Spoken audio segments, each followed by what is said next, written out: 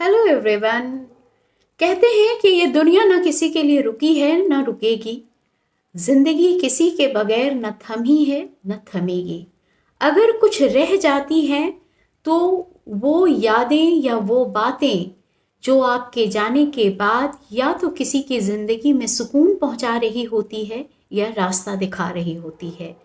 इसके सिवा अगर आपने इस जिंदगी को गुजारा है तो वो व्यर्थ है। जिंदगी को जीने के बहुत तरीके हैं और हर लोग उसको सही साबित करने के लिए अपनी तरफ से परिभाषित करते हैं। कुछ लोगों का कहना है कि जब लोग यहाँ से चले जाते हैं और उनके अंतिम सफर में जो भीड़ होती है वो उसकी जिंदगी की कमाई होती है। लेकिन क्या ये सच है? अगर आप देखें तो भीड़ तो भेड़ों की भी होती है और अक्सरतर जो भीड़ या समूह जो होता है वो जानवरों का ही होता है।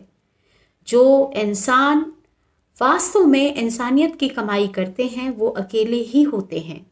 उनका रास्ता बहुत कठिन और संघर्ष होता है, तिरस्कृत होता है। भीड़ अक्सर आपके शोहरत की होती है, नाम की होती है या आपके स्वार्थ की होती है, जो एक समय के बाद शायद गुमनाम हो जाती है और आप भी गुमनाम उनके लिए। मनुष्य की सबसे बड़ी विडंबना ये है कि वो अपने को जितने खूबसूरती के पीछे सजाता है, संवारता है, वो चाहे उनके पोशाक की बात हो या अपने रंग रूप की बात हो, महज अपनों को या इस दुनिया को खुश करने के लिए या उनको रिझाने के लिए। लेकिन जिसे वास्तव में खुश करना है या रिझाना है वो भूल जाता है, जिसकी वजह से आपका अस्तित्व है, आपका इस दुनिया में जन्म है।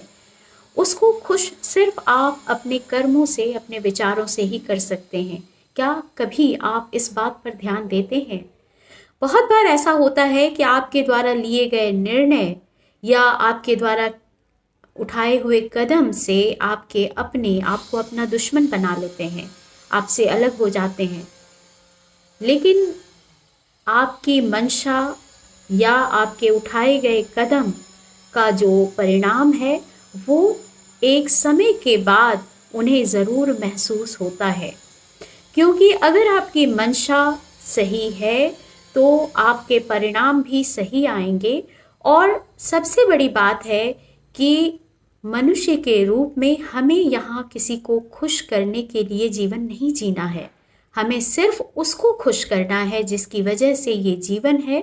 और यहाँ इस तरह की बातें सबों को समझ आती भी नहीं है और सबों को इसकी समझ के लिए बनाया भी नहीं गया है। कहते हैं ईश्वर कुछ लोगों को इस विशेष तरह की जो अनुभूति होती है उसको समझने के लिए अवसर देते हैं। आपका एकांत ही वो अवसर है जब आप मनुष्य के रूप में जन्म के मूल्य को समझ सकते हैं। जब तक आप इस दुनिया की भीड़ में अपने आप को उलझाए रखते हैं, न तो आपको अपने मनुष्य के जीवन का मूल्य समझ आता है और न आपको सही उसका उद्देश्य समझ आता है। आप इस दुनिया में लोगों को खुश करने के लिए नहीं आए हैं, क्योंकि ये यात्रा अकेली है। जब आप इस दुनिया में आए थे तब भी आप किसी को नहीं जानते थे और जब आप इस दुनिया से चले जाएंगे तब भी आप किसी को नहीं साथ लेकर जाएंगे। अगर कुछ आया है तो वो हमारे पहले के कर्म आए और उसके अनुसार हमने इस जीवन की यात्रा शुरू की।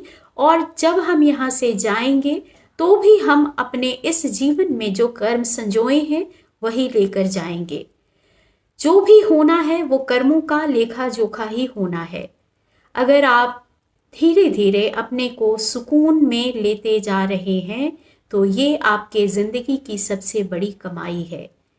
जय श्री कृष्णा।